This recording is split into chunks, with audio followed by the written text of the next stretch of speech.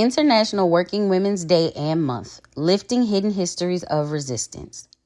Women's Day and Month celebrate the participation of women in racial capitalism, but this day was truly born out of centuries-long and multi-layered struggle of working women, trans and cis, against capitalist exploitation and the many faces of oppression in this country.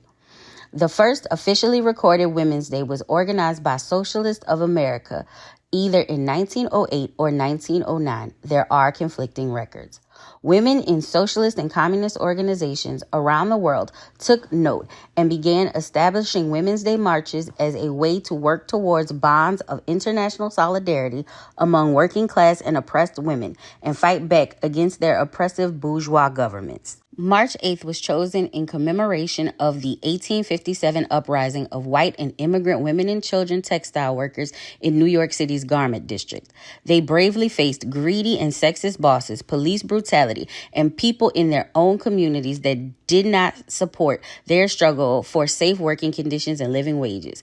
Women's resistance in the North was necessary and inspiring, but it isn't the whole story. Resistance of Black women in the South who fought against enslavement and the conditions of enslavement is often left out of the narrative. Women like Harriet Tubman, who worked to abolish chattel enslavement and led other men and women to freedom, must be understood in the context of women's resistance and contributions to the labor struggle in this country as well. When slavery came to an end due to the organized Black resistance during the Civil War, when white and immigrant women workers hit the streets against bosses of their industrial jobs, Black women workers were resisting racism and exploitation of labor as servants, domestic workers, washerwomen, maids, cooks, laundresses, sharecroppers, and a vast range of agricultural workers. Because of consistent censorship and intentional misrepresentation of our history in this country, contributions of Black women to the women's liberation movement and labor struggle are hidden, omitted, or worse, forgotten.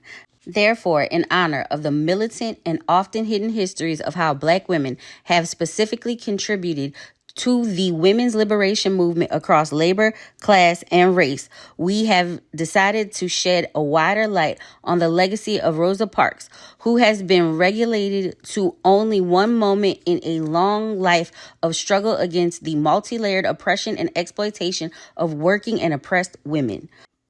We are often introduced to Rosa Parks as a tired but brave individual Black woman who refused to give up her seat to a white person after a long, hard day at work at the start of the Civil Rights Movement. In reality, Ms. Parks was not the first Black woman to challenge segregated public transportation, nor was her resistance that day happenstance. It was thoughtfully and collectively planned. By the time this movement came along, she was a seasoned community organizer with decades of experience amidst a movement. Her arrest was skillfully leveraged in the struggle already being waged against the treatment of Black people under racial capitalism. Much of Ms. Parks' resistance was shaped by her experience as one of many young Black domestic workers in the South. As such, a piece of Ms. Parks' legacy that has gone largely unknown is her leading role organizing working Black women and the larger Black community in resistance to sexual violence under Jim Crow. When Ms. Parks was 18, she resisted a rape attempt while laboring as a domestic worker for a white employer. During Jim Crow, rape laws only protected white women, so Ms. Parks resisting this attack could have cost her her life, but she fought back anyway. To be Black, a woman, and a worker informed Ms. Parks' organizing over her lifetime, reflecting a clear understanding that sexual violence is central to upholding the power structure of racial capitalism. It was a tool to terrorize and control Black people that Ms. Parks was committed to dismantling. She led multiple campaigns across the South and eventually the country to organize Black women and whole Black communities in documenting their stories and fighting back against rape and other forms of sexual violence at the hands of white supremacists. While fighting in the defense of Black women, she also demonstrated solidarity with Black men with campaigns that fought against the justification of lynchings based on accusations of rape of white women. This organizing work emboldened Black communities across the country to defend themselves against sexual violence. white people would face repercussions for their actions, regardless of the capitalist law giving them a free pass.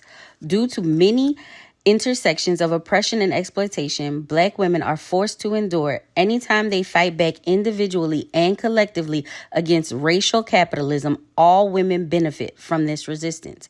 And when our efforts are unified across race and class, the unity and organization of working and oppressed women is a powerful force capable of shaking up the entire world order.